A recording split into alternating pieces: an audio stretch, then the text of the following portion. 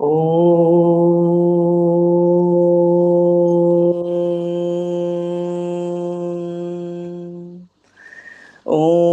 सहना भवतु सहनौ भुनक्तु सह वीर्यङ्करवावहै तेजस्विनावधीतमस्तु मा विद्विषावहै ॐ शान्ति शान्ति शान्तिः नारायणं नमस्कृत्य नरं चैव नरोत्तमं देवीं सरस्वतीं व्यासं ततो जयमुदीरयेत्।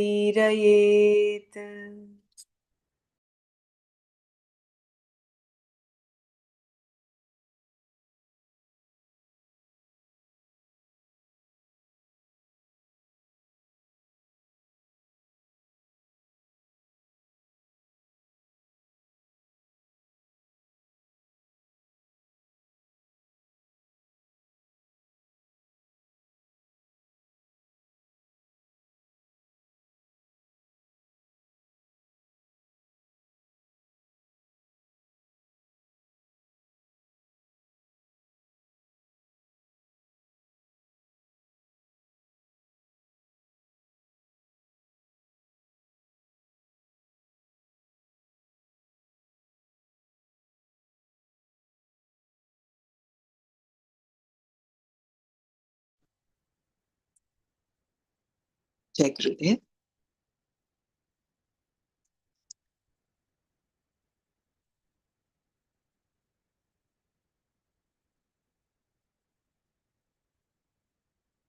So we started 48th verse yesterday. Just going to go back and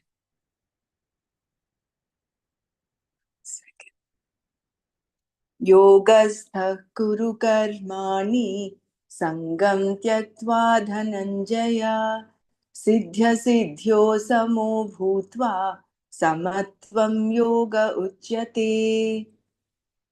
Remaining steadfast in yoga, O Dhananjaya, perform actions, abandoning attachment, remaining the same to success and failure alike. This evenness of mind is called yoga.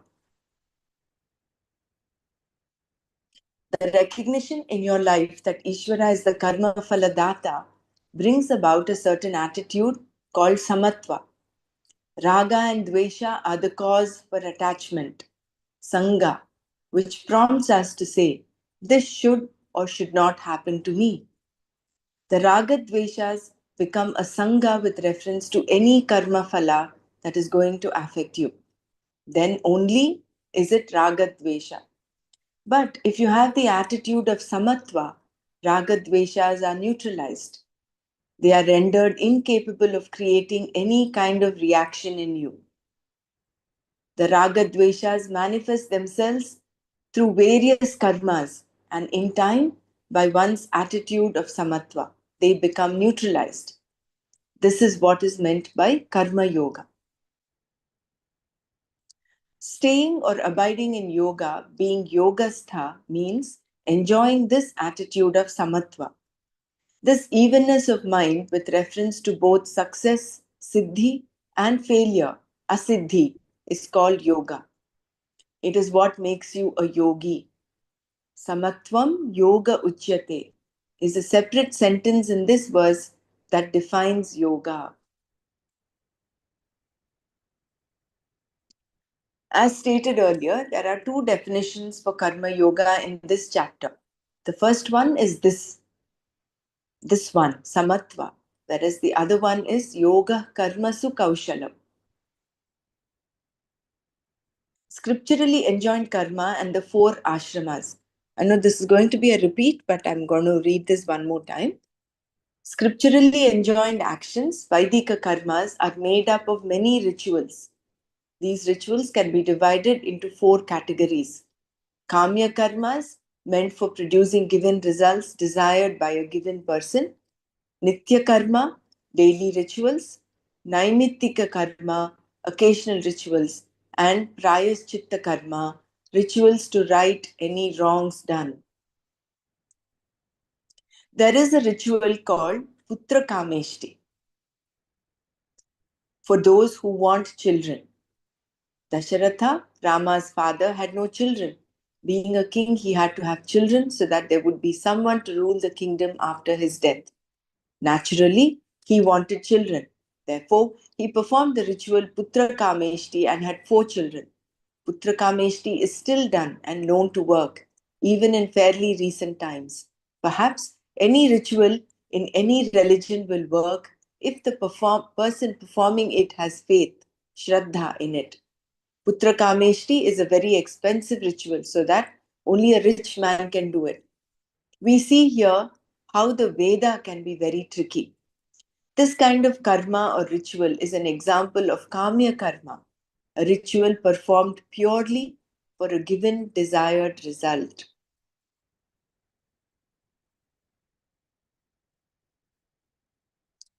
Even though kamya karma was designed and unfolded by the Veda, which tells you that a certain karma will produce a certain result, this does not mean that kamya karma is for antakarna shuddhi. Particular rituals are meant for particular results and are purely for desired objects, kamya, such as the desire for a child. Similarly, there are many rituals mentioned in the Veda whose result is said to be heaven. These two are all kamya karmas.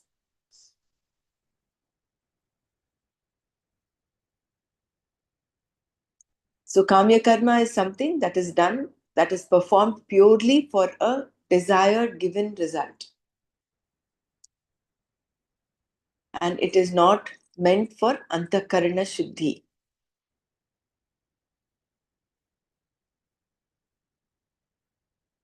Then there are nitya karmas and naimitika karmas which can be considered together. Nitya karma means a ritual or prayer that is to be done every day. Which rituals or prayers are to be done depends on a person's status. An unmarried person, brahmachari, has a twofold karma to perform.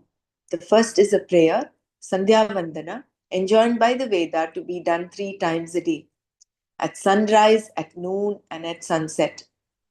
The second is a fire ritual, Samidhidhana, performed once a day in the morning, wherein the prayer is, may I become brilliant, may I learn, may I be a person who has total control over myself. For a married person called a householder, Grahastha, the Nitya karmas differ somewhat. Sandhya Vandana continues, whereas Samidhidhana is replaced by Agnihotra, another fire ritual which is also a Nitya karma. This karma has to be performed twice a day, morning and evening. On the day of marriage, the fire is lit and it is not allowed to die down until the person takes sannyasa or dies. If the married person dies before sannyasa, the same fire is used for the cremation of the body. Thus, the life of a householder is a dedicated religious life. The person can do anything in between, but these nitya karmas have to be performed every day without fail.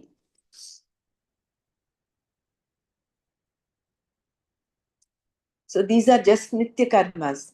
There is no end result to be achieved. They're just enjoined by the Vedas to be done depending on which ashrama you are in. As a brahmachari, you do samidhidana and sandhya vandana, and as a grahastha, you do agnihotra and sandhya vandana.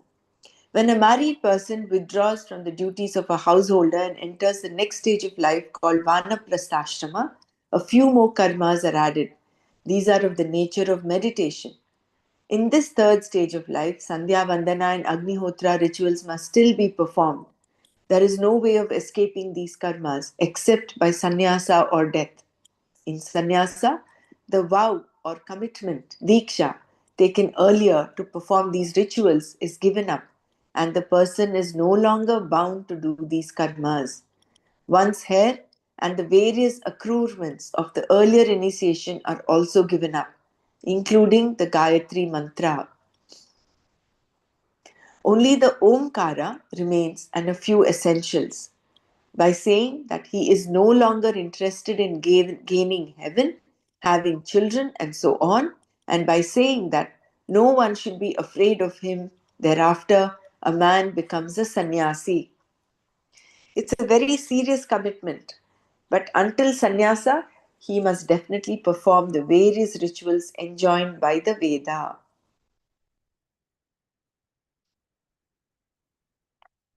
Performing these nitya karmas, you do gain results in the form of punya or antakarna shuddhi. But the main point here is that they are to be done daily and generally they are done.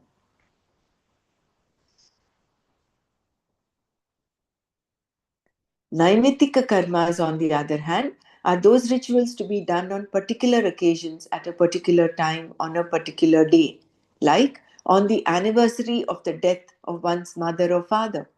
Such a ritual called Shraddha, which must be performed monthly on the new moon day, and a more elaborate ritual is done on the anniversary date itself. This too is done until sannyasa. Shraddha is not done daily and is only done if one's father or mother has passed away.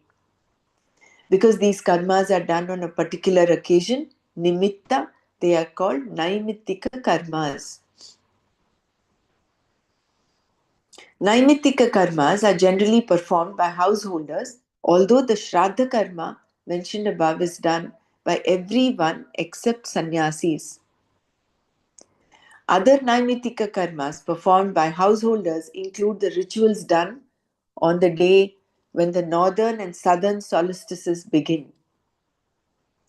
Incidentally, these are the days June 21st and December 21st.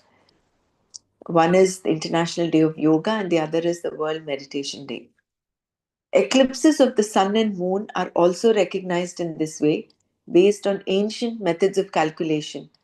It has been said that if you think the Shastra is false, wait for an eclipse.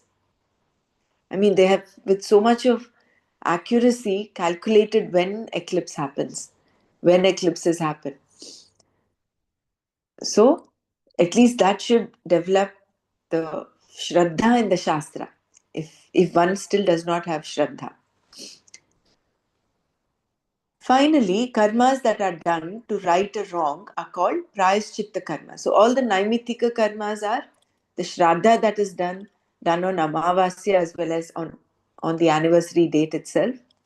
And then you have the karmas done on the summer and winter solstice and on all the eclipses. Finally, karmas that are done to right a wrong, called prayaschitta karmas, are performed when what is not to be done was done, or there was some omission during the performance of any ritual. Thus, a particular karma can neutralize the results of wrong action, be it an omission or a commission. An example of a prayaschitta karma is Chandarayana, wherein you regulate the amount of food you eat for 1 month. Beginning on the full moon day, you take the amount of food that you would ordinarily eat. The next day, you cut it down by 1/15th, and the second day by another 1/15th. Continuing in this way until the new moon day, during which you eat nothing at all.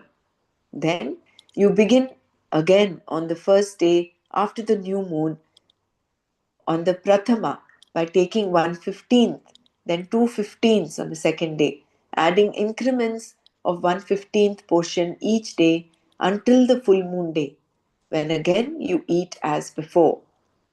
During this entire period, certain rituals are performed. Prayaschitta karma then is the fourth type of karma, a karma of atonement.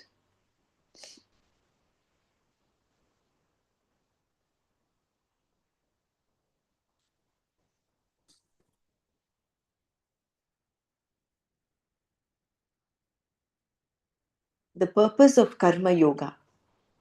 In karma yoga, you give up kamya karma and perform nitya naimittika karmas as an offering to the Lord, as well as for purifying the mind.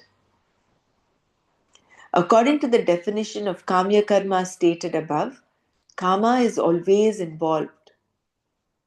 This karma is given up in Karma Yoga. Shankara says here that by performing these various Vaidika rituals for the sake of Antakarana Shuddhi, you become a Karma Yogi. Otherwise, you are only a Karmi. When you perform karma for a particular end alone, you will gain only that end. You will not gain the mind necessary for gaining the knowledge that is moksha, because you have no vyavasayatmika buddhi. If, however, you have vyavasayatmika buddhi, all your karmas are directed towards one thing, moksha. And for moksha, you require the mind, antakarna, that is prepared. Moksha is not gained through karma. Karma is only for preparing the mind. Thus, preparing the mind through karma becomes yoga for you.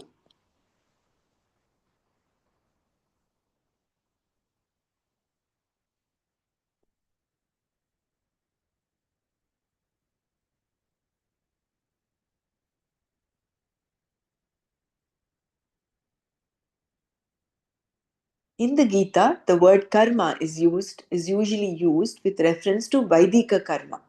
However, when Arjuna was asked to do karma, it was not a ritual to be performed. He was to fight. It was his duty. Shankara confirms this also. Fighting is the to be done obligatory karma of a kshatriya. Thus, karma yoga covers all activities. And if karma is taken to mean any action performed, which is the actual meaning of the word, then we have to look at karma from the standpoint of a person's entire life. The actions then referred to will be those activities and one performs in the that one performs in the attempt to fulfill all one's raga dveshas.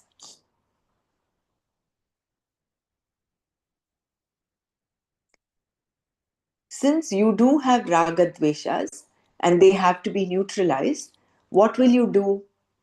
You cannot just command yourself to give up your likes and dislikes as you would a hat. Likes and dislikes are there. They are not just given up. They constitute the person. However, when you perform actions with a sameness of attitude, samatva, towards the results of your actions, your raga dveshas are neutralized. This attitude is karma yoga.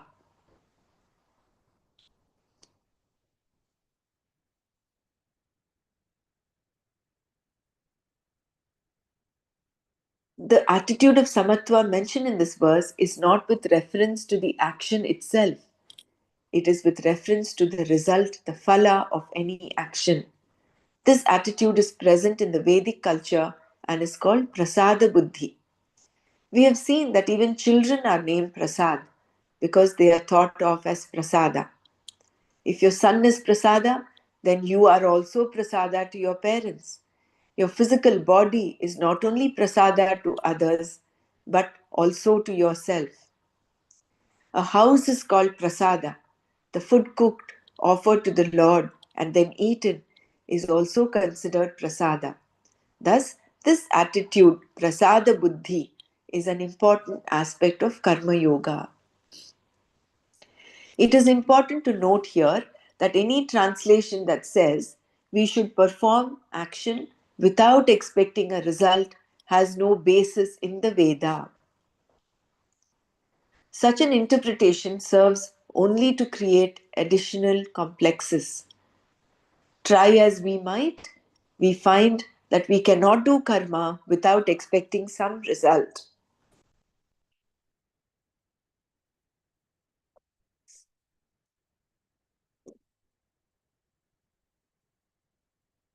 The truth of the matter is that no one can perform action without expecting a result.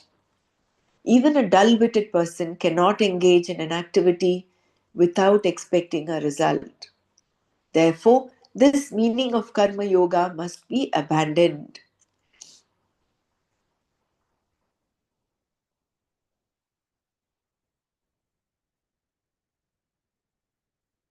So it is now very clear that Karma Yoga entails doing your Nitya Naimitika karmas and you're dropping your Kamya karma, right?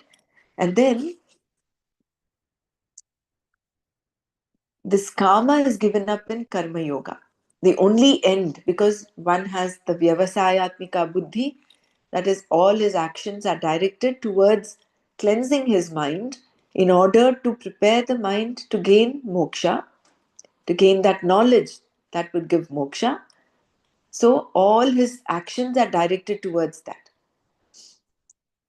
And the second aspect is he Karma Yoga covers all activities. It's not just Vaidika karmas, it's also Laukika karmas. Example is Arjuna himself, because the fighting that he was supposed to do and Krishna was goading him to do that is not a Vaidika karma, it's not a ritual.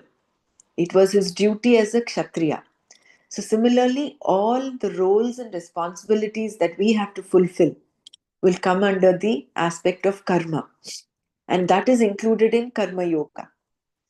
Now, all the actions we do, then the actions then referred to will be those activities that one performs in the attempt to fulfill all one's raga dveshas. And all our actions are desire prompted. And the desires are governed by raga dveshas. Remember the binding and non-binding raga dveshas. So we have all of them which prompt our actions. Since you do have ragadveshas and they have to be neutralized, what will you do? You cannot just command yourself to give up your likes and dislikes as you would a hat. Likes and dislikes are there. They are not just given up, but and they constitute the person. However, when you perform actions with the sameness of attitude, samatva, towards the results of your actions, your ragadveshas are neutralized. This attitude is karma yoga.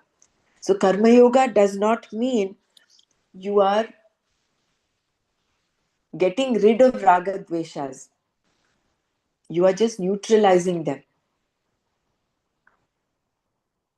by this attitude of samatva.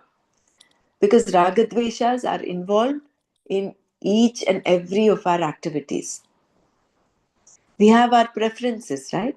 So, it is just that the attitude towards the results of action that neutralizes the raga dveshas.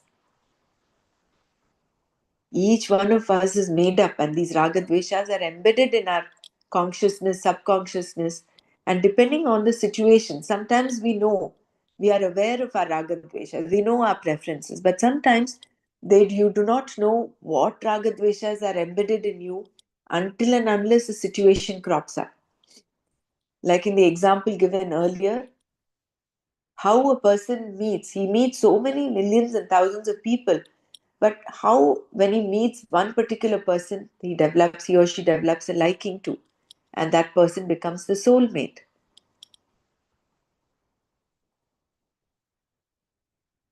So the aspect of karma yoga does not remove ragadveshas. They are involved in each of our actions.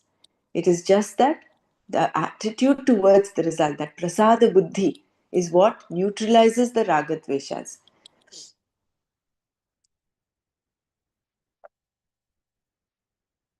You're not becoming a yo-yo. You're maintaining your inner balance, no matter what the result is. And that is what is causing the antakarna shuddhi.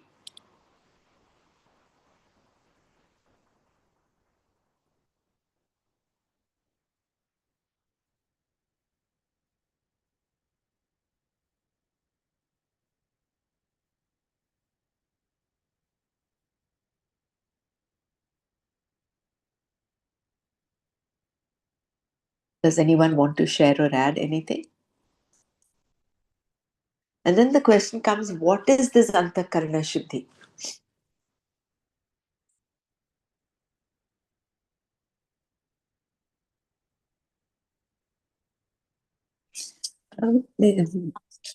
You read somewhere that you should give up karma. Hmm. But then every action is driven by karma, right? Desire. Correct. What has to be given up is kamya karma. In that respect, with reference to that, karma has to be given up. And kamya karma, as we read, is are all those actions that have a particular end result. Like you want something to happen that is not happening to you, and therefore you do the kamya karma. And this kamya karma is something within samsara. It is like it is never ending. One karma comes up, another karma comes up. Like you want a soulmate, and then after the soulmate comes and you get married again, you want children, and then the children come, and then you want them to get into good schools. It continues. This karma is never ending. So therefore, the karma yogi gives up kamya karma. It does not mean he gives up doing his responsibilities. He does them. And those responsibilities are governed by his raga dveshas also. There is the raga and dvesha is involved in any action. So for a karma yogi, the end result is only moksha. He has hooked himself on to that topmost priority in life. The purpose of his life is directed towards that. So, therefore, all his actions are directed towards that. It is not for any particular end. It is not like, oh, I want to gain a good birth in heaven and therefore I'm going to do this ritual.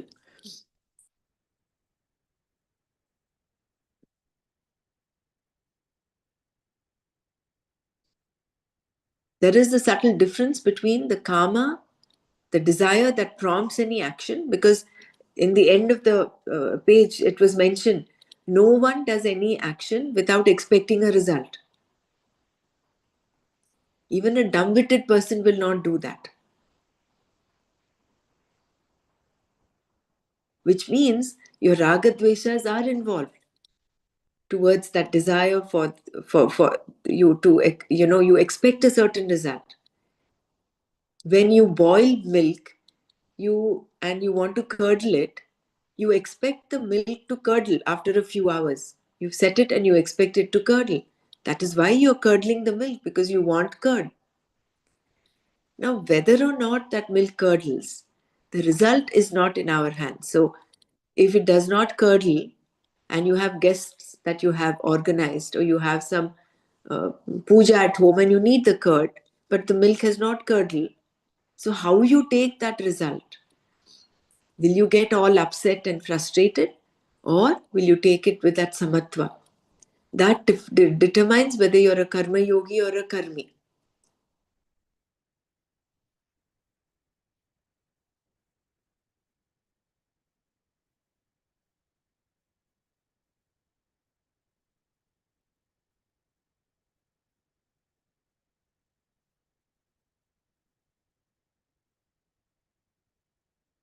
Karma yoga entails us to do our duties, fulfill our roles and responsibilities in life.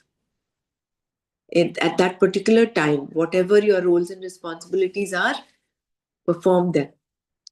So that does not become kamya karma.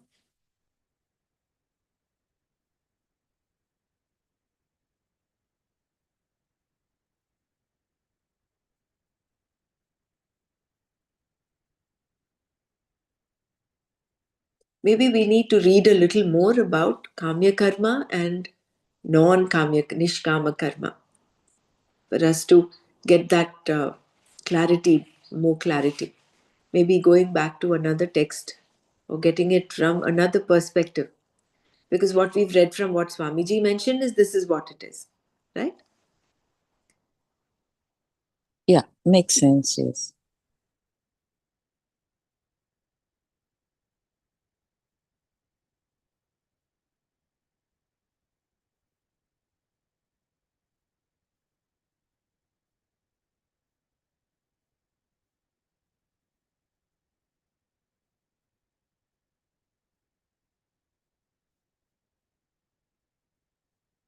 So, another definition of karma yoga. Although this verse presents a particular line of argument, the fact is that this is not the only way of looking at it. Let us therefore look at the other definition of yoga, yoga karmasu kaushalam. Karmasu means with reference to actions. Thus, with reference to actions, yoga is kaushala, meaning the state of mind or the disposition of kushala, one who is an expert. All kinds of meanings are given to this word kaushala. It is the abstract noun of the word kushala, expert, the qualities that make an expert. Thus, it has been said that kaushala is expertise or skill. From this meaning, a modern translation for this second definition of yoga has come about. People say skill in action is yoga, which means to convey that it is efficiency of some kind. Although efficiency is always desirable, it is not what karma yoga is about. The inappropriateness of this translation will become clear as we proceed. In the Gita, the word karma is usually used with reference to Vaidika karma. However, if karma is taken to mean any action performed, which is the general meaning of the word, then we have to look at it from the standpoint of the person's entire life. The actions then referred to will be the collective activities that you perform in your attempt to fulfill all your raga dveshas.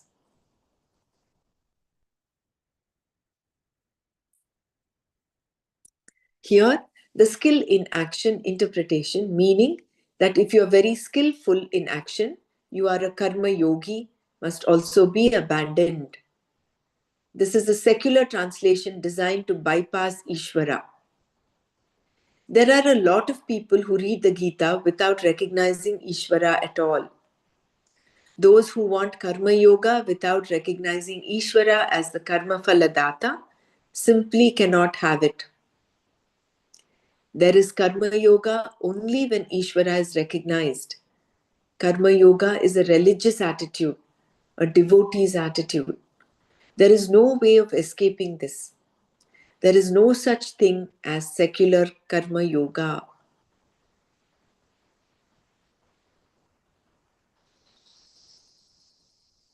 They say that when there is skill in action, when there is efficiency, then the person is a karma yogi. A yogi may be efficient in whatever he does, but how can he be efficient if he is given a new job or is just beginning to learn to drive, for example? He has not yet acquired the necessary skill and therefore he will be inefficient in this respect. Thus, a karma yogi can definitely be inefficient in a given area. Conversely, merely because a person is efficient in a given area does not mean that he is a yogi. A pickpocket, for example, is very efficient in picking pockets, whereas if you try to do it, you will get caught. Even before you pick, you will be picked up. Picking pockets is not easy. Not only do you have to be skillful in getting an object out of someone's pocket, you also need to be a master of deception in order not to be accused. Such a person may be skillful in action, but this is definitely not karma yoga. A yogi in action may be skillful, but this does not mean that skill in action is yoga.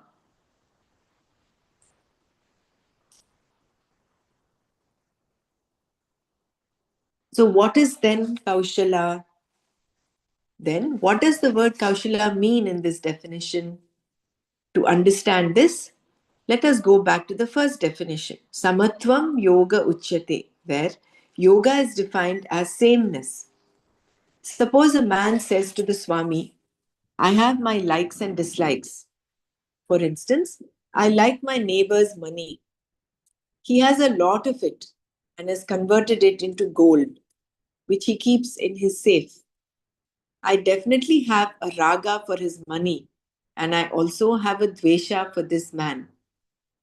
I hate him because he's so blatant about his riches. He thinks he's such a big shot and he's always showing off.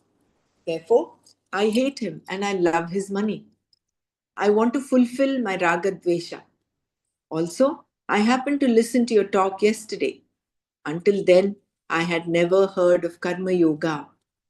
Now, I want to ask you, will I continue to be a Karma Yogi if I carry on with my plan? I have been working on a tunnel between my house and the room in which my neighbor's safe is located. I know how to open the safe. I know how the whole thing has to be done. I have only 1 hour's work left, and then I will be there in the room. I was going to do it last night, but having listened to your talk, what I was doing started to bother me. I really want to be a karma yogi. It looks to me as though I can continue with my plan and still be a karma yogi because you say I have a right, a choice over my action. I have already sent my wife and children away, and I will not give you their address. I am telling you only this much, hoping that you will not tell anyone. I intend to join them tomorrow. Tonight I am off. My house is already empty, and since I have been renting it, I have nothing more to claim from it. Therefore, everything is set, and I am going to work. Of course, I am taking a risk. You say that Ishvara is the karma phaladata, the giver of the fruits of action. So I'm going to work 1 more hour tonight so that I can clear out the safe. Of course, I do not know what is going to happen. There may be nothing in it at all. My neighbor may have already cleared it out and put the gold elsewhere. Or the gold may be there, but I may get caught. I may be shot or beaten up. I may be handed over to the police and have to be in jail for a number of years. Anything is possible. Or I may get away with it also. My hope, of course, is that I will get away with it. Therefore, whatever comes, I'm going to take it as prasada. If I get all the gold, fine, it is prasada. And if I'm beaten up, I will take that every stroke as prasada. Will that be okay? Do you think I'm a karma yogi? Do you think that when the Lord says in the Gita that a karma yogi is very beloved to him, he's referring to me? That is what I want to be. I want to be beloved to the Lord. If I take everything as prasada, will I be beloved? It is for this person's sake that we have the definition Yoga Karmasu Kaushalam. Kaushala is discretion in one's karma, in one's choice. It is not an untethered choice without norms. It is choice with discretion, meaning that one's choice should be in keeping with certain norms. This then is another very important aspect of Karma Yoga. The first definition is with reference to the results of action, Karma Phale Samaha Bhutva, which defines Karma Yoga as an attitude of samatva, whereas this definition is with reference to the action itself, Yoga Karmasu Kaushalam. I think, yeah.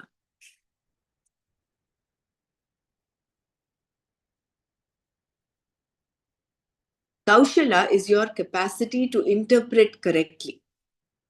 This capacity to interpret with reference to norms for human interaction is the discretion, the expertise.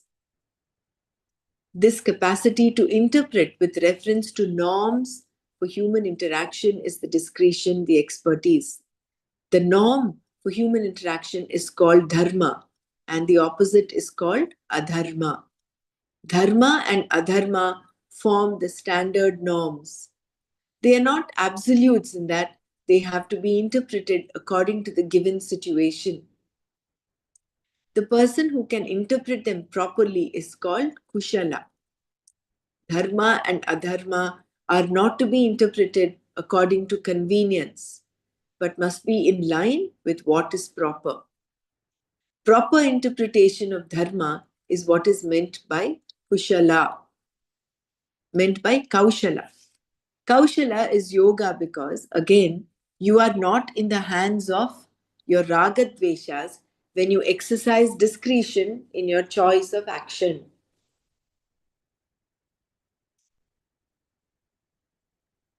So now it is getting a bit clearer, isn't it? That karma, why karma is to be given up by karma yogi. So in this example of a person who wants his karma, his raga is towards the gold that his neighbor has. And dvesha is against that person because that person is a show off. So if he's just following his raga dvesha, because every action is prompted by desire which is governed by raga dvesha, he is not being a karma yogi, because there is a second definition for karma yoga, which is yoga karmasu kaushalam. And that kaushalam is not skill in action, it is discretion in action. Discretion along the terms set out by dharma. By human, the norm for human interaction is called dharma.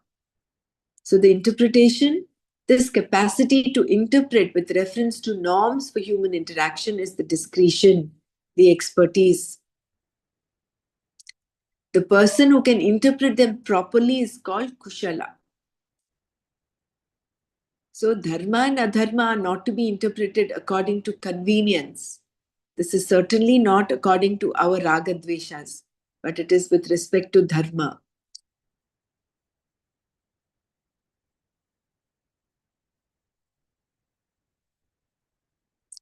So that proper interpretation of dharma is what is meant by kaushala.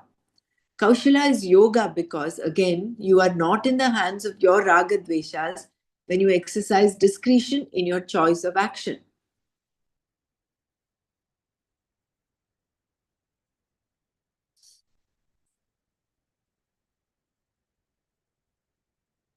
And the definition of dharma, one of the definitions, very simply put, is you do to others what you want them to do to you, and you do not do to others what you do not want them to do to you.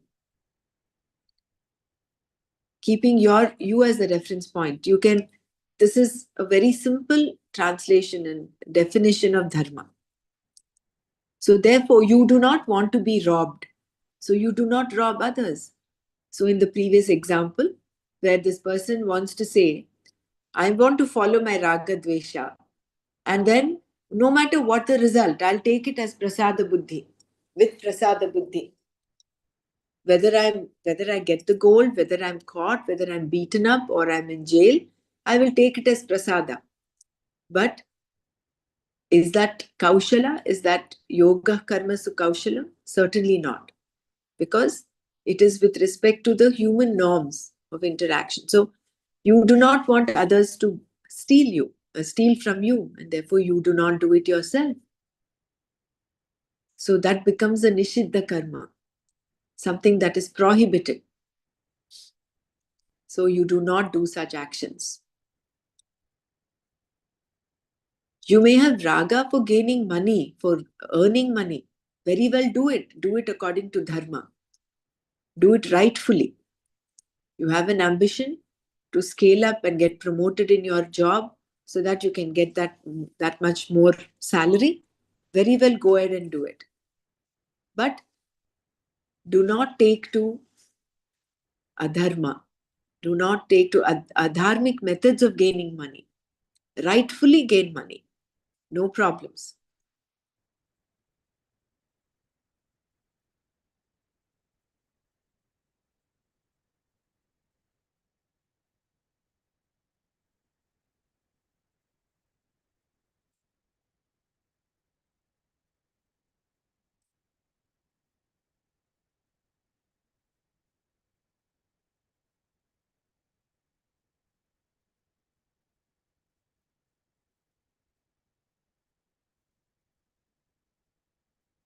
Does anyone want to share anything before we proceed further? I was just thinking about this situation. Gurudeva said that uh, we ask a lot of times, when will you rest? And he says, I cannot rest till I bring a smile on everyone's face. And therefore, he continuously tours and gives knowledge, etc. So that desire to bring a smile on everyone's face that is also a raga, and then that will not lead to liberation. But he does not, he does what is to be done, but he's not caught up with that result of action. So whether or not he's taught Sudarshan Kriya to so many of us have learned Sudarshan Kriya. He is not affected if a person does or does not do Sudarshan Kriya. He's told them to do it. It does not disturb his inner state whether a person does or does not do. But that he wants to put a smile on everyone's face, yes, it is because it is of course born out of a desire. Without expecting a result, you don't do it, which is why he's brought about the whole organization, the art of living, to remove the stress that is there in the world and society. But along the way, there's some people who actually all of them get transformed in some way or the other.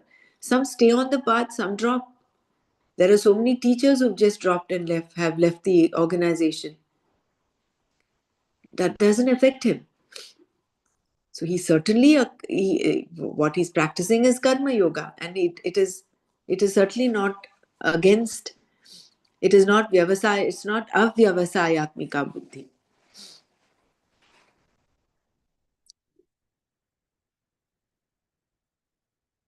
So this thing, karma, we have to understand carefully.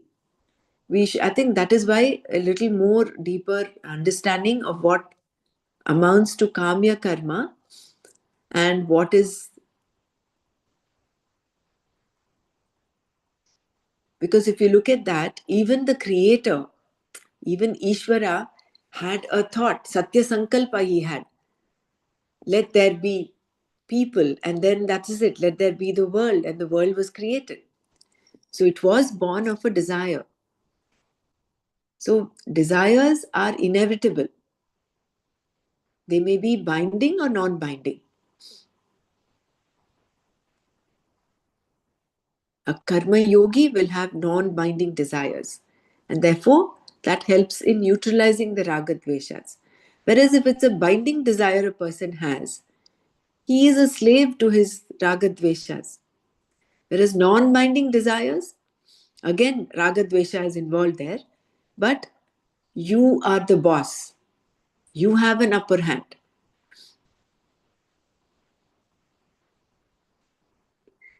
Again, a very simple definition of karma yoga that Gurudev talks about in the happiness program is doing things out of joy, not for joy. So, out of joy, you're not bound by the results. You're not bound by you're happily doing it. You're just doing it because it is required of you to do. If there is garbage to be cleaned and that is your seva that day, you will happily do it.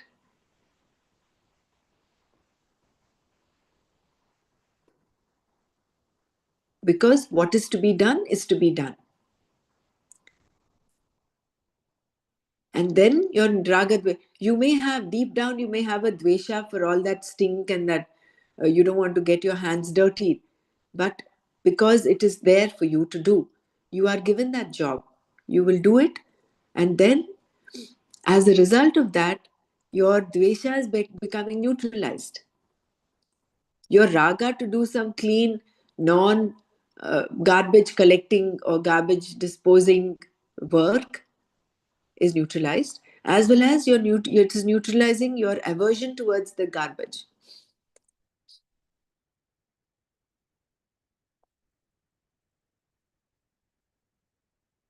I mean, I'm just giving an example. There may be other examples, but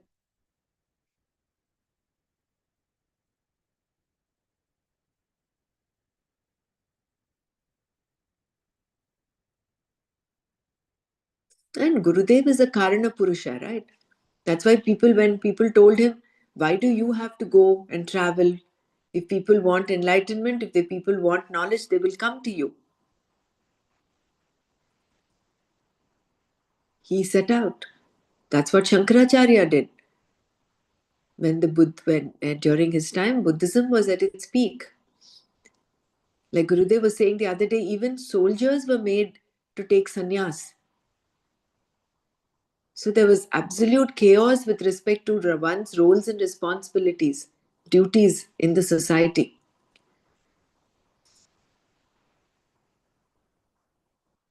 So Shankaracharya had to come and re-establish Sanatana Dharma, re-establish the ashramas.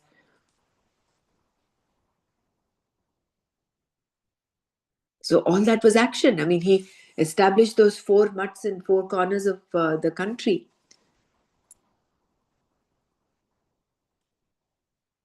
So one ground reality is no one can be free from doing any action.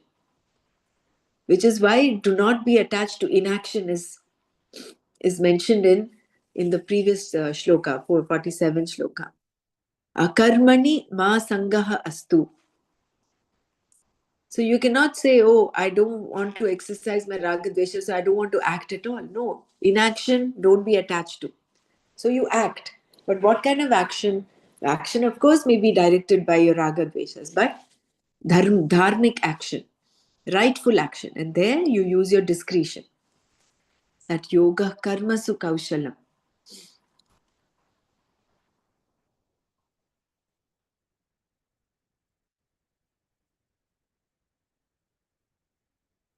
So I will just read this part and then we'll close for today. Dharma and adharma are universal. The man in the story has raga dveshas. His raga is for the money and the dvesha is for his neighbor to whom the money belongs. He wants to go by his raga dveshas and they are totally against dharma and adharma. What should not be done, he is doing. Therefore, he is going against dharma, which means he is doing adharma. But could it not be said that this is all a man-made order? No. Suppose in a particular country there is no law against stealing. Does that mean that if someone takes away what belongs to another, it would not be called stealing? No, it would still be called stealing. This is not the same as the man-made convention that traffic shall proceed on the right.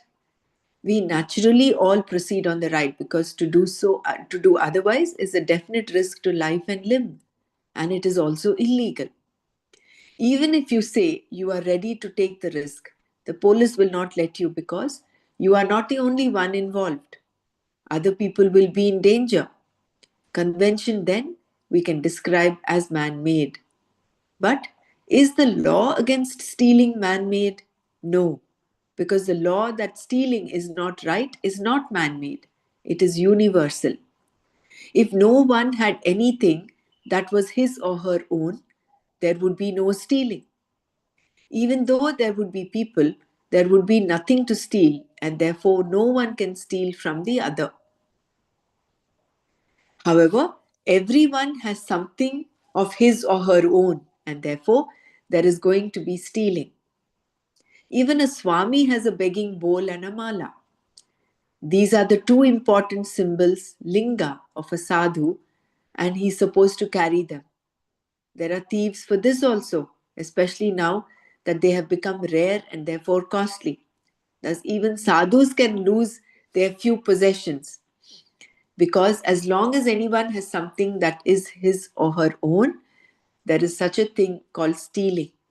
This is universal. Like adharma, dharma also is universal and is not man-made. Dharma is something that is commonly sensed by a human being and is meant for human interaction. I live and let live. I want to be left alone in the sense that I do not want the few possessions I have to be stolen. And at the same time, I let others live in the same way. There is a particular order that is sensed commonly, and this order, called dharma, is the very basis upon which we are supposed to interact with our fellow beings. The scriptures confirm this and also say that if you go against the order, your action produces what is called papa for you. The scriptures do not tell us what is right and wrong, dharma and adharma. Thou shalt do this, thou shalt not do that, etc. They merely confirm what we already know. We do not need anyone to tell us these things. Indeed, our knowledge is such that we tell everyone else. Scriptures the world over merely confirm the existence of a common sense dharma. It is not that they came into the world at certain periods of time and finding there was no dharma established one. People knew what was right and wrong before the scriptures came along.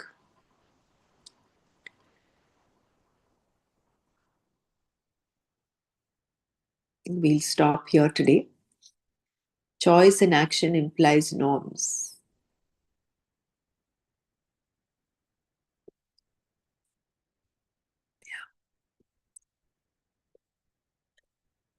Does anyone want to share anything? Let's all share what we've understood so far.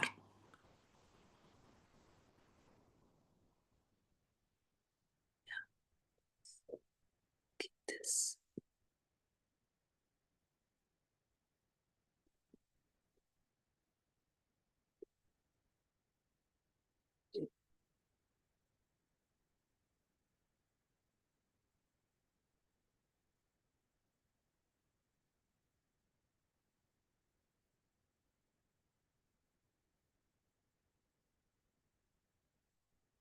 So we are not resisting raga dveshas.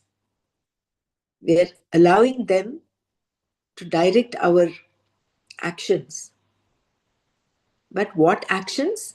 Dharmic actions. Those actions that are according to dharma. Keeping our sole goal as moksha, as liberation. We've had enough of this world. You've seen enough of kama, dharma, and artha.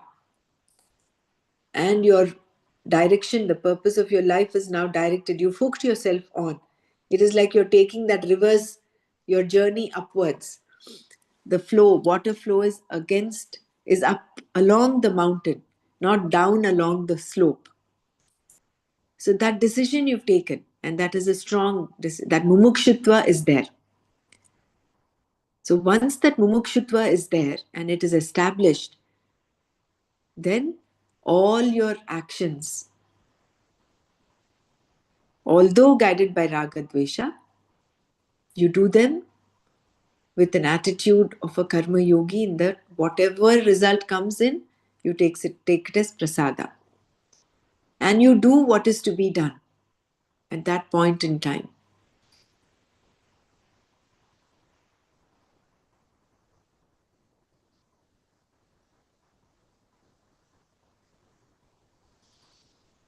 You're not blindly following raga dvesha. You're following them with that discretion.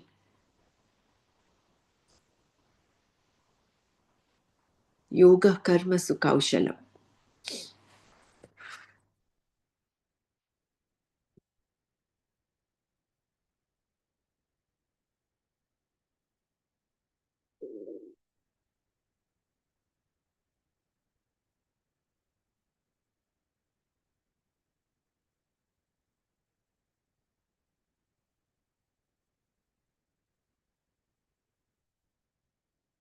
Om Loka Samasta Sukhino Bhavantu.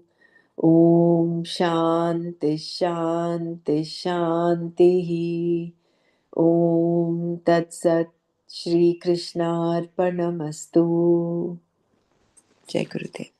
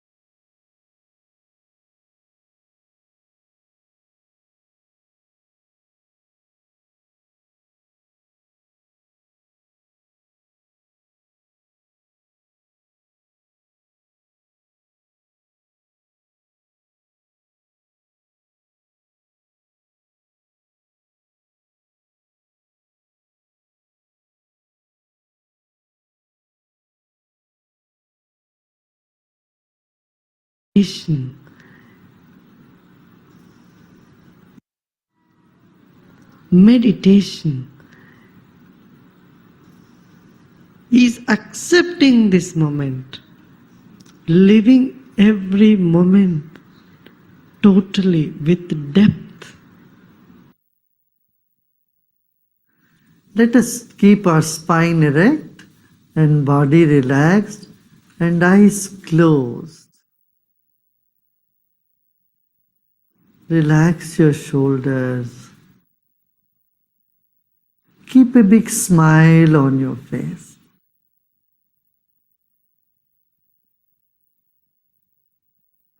You're sitting like the statue of Buddha, very serene and with a serene smile on your face.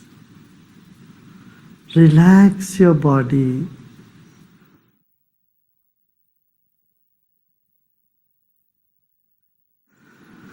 Let's take a deep breath in and breathe out. Become aware of your chest region, throat and chest region. If you notice some tension in the body, just let it be. Except those parts of the body where you feel a tension, the other parts are in comfort. Other parts are at peace. Become aware of that also.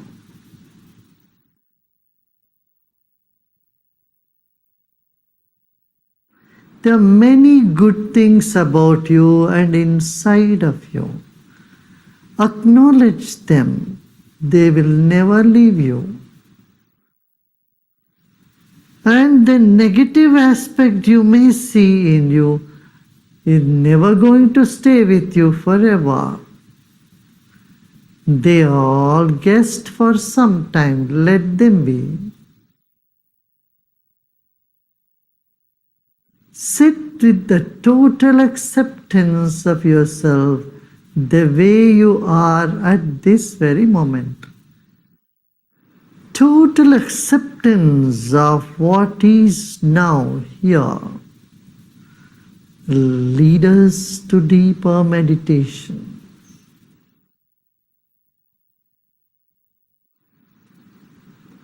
Let go of all the effort.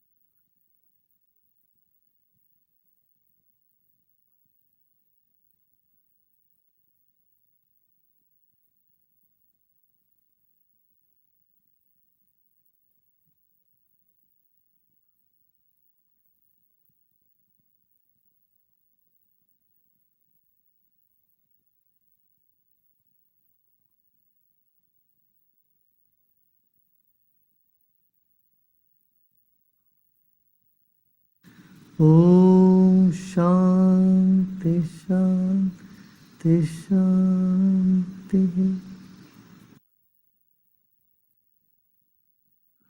Let go of all your effort and be in this emptiness.